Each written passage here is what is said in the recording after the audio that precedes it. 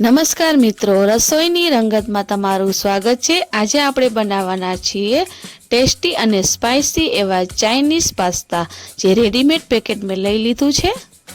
Colourful pasta મેં લીધા છે અને આ એની સાથે આવેલા પાઉચ છે લસણના ટુકડા, લીલું મરચું અને આદુના ટુકડા। ચાઇનીઝ પાસ્તા બનાવવાના છે, જેથી કરી મેં એને પીસેલા નથી, ટુકડા લીધેલા છે। સૌ પ્રથમ એક વાસણમાં આપણે પાસ્તાને બાફી લેશું। બાફવા માટે મેં 1 ગ્લાસ જેટલું પાણી એડ કરેલું છે। સ્વાદ મુજબ મીઠું એડ કરશું। 1 ટેબલ સ્પૂન જેટલું તેલ એડ કરશું, જેથી કરીને પાસ્તા છે એકબીજા ચીપકે નહીં।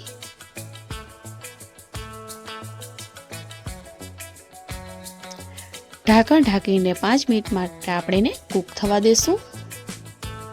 5 મિનિટ થઈ ગઈ છે, આપણે જોઈ લઈએ આપણા પાસ્તા થઈ ગયા છે। જો ન થયા હોય તો બીજી 2-3 મિનિટ એને કૂક થવા દેશું।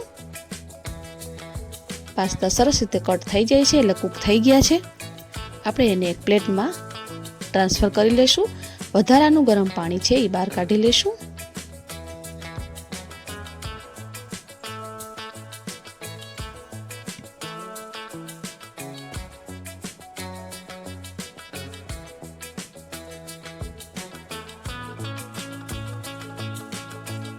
બધા પાસ્તા છે મેં એક વાસણમાં ટ્રાન્સફર કરી લીધા છે। ગરમ પાસ્તામાં આપણે ઠંડુ પાણી એડ કરશું, જેથી કરીને છે આપણા પાસ્તા છે એકબીજા ચોટે નહીં અને એકદમ છૂટા છૂટા બને।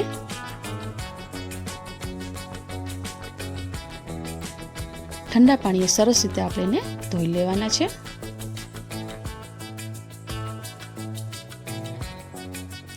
બધું પાણી એનું કાઢી લઈશું। ચાઇનીઝ પાસ્તા બનાવવાના છે, એમાં ડુંગળી તો જોઈએ જ, જેના માટે મેં ડુંગળી પહેલાં લીધી નહોતી। એને ડુંગળીના ટુકડા છે એડ કરેલા છે અને બીજી અન્ય સામગ્રી તો તમે જોઈ જ હતી। હવે આપણે એક વાટકીમાં 1 ટેબલ સ્પૂન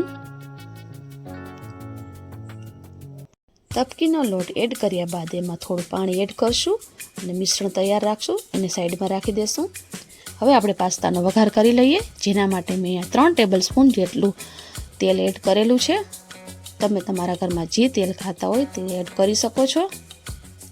તેલ થઈ જાય એટલે આપણે જે કટ કરેલા લીલું મરચું, લીલું લસણના ટુકડા, આદુના ટુકડા, ત્રણેય વસ્તુને એડ કરી દઈશું। લાસ્ટમાં આપણે ડુંગળી એડ કરશું। ડુંગળીને આપણે વધારે કૂક નથી કરવાની।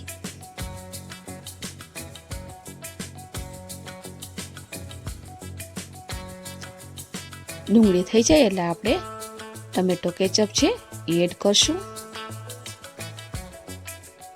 પાઉચમાં જેટલું આપેલું છે એ બધું એડ કરી દઈશું। રેડ ચીલી સોસ છે એને પણ એડ કરી દઈએ। સોયા સોસ છે એને આપણે અડધું એડ કરશું, પૂરું એડ નહીં કરીએ।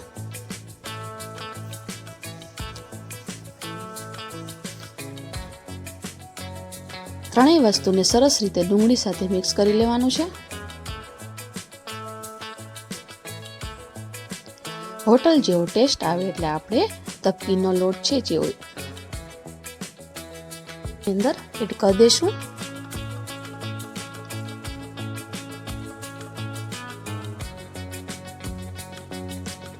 ત્યારબાદ આપણે ચપટી જેટલી હળદર, 1 ટેબલ સ્પૂન જેટલું લાલ મરચું, સ્વાદ મુજબ મીઠું,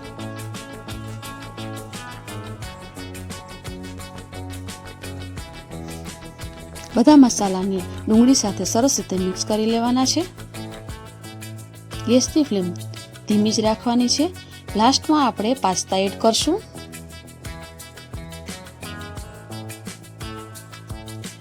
બધા મસાલા છે એ પાસ્તા સાથે મિક્સ થઈ જાય એ રીતે આપણે એને મિક્સ કરવાનું છે।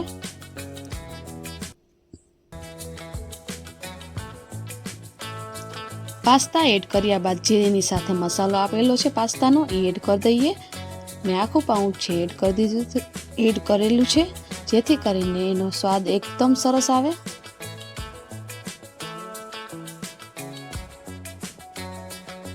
આપણા ચાઇનીઝ પાસ્તા છે બનીને રેડી થઈ ગયા છે।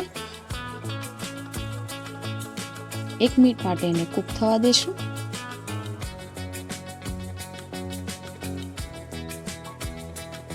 1 મિનિટ થઈ ગઈ છે.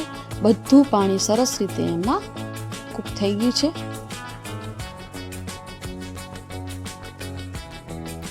હવે આપણે એને સર્વ કરી લઈએ. સર્વ કરવા માટે મેં આ કાચનું બાઉલ લીધું છે. તમે કોઈ પણ વાસણ લઈ શકો છો. બધા પાસ્તા એની અંદર એડ કરી દઈશું.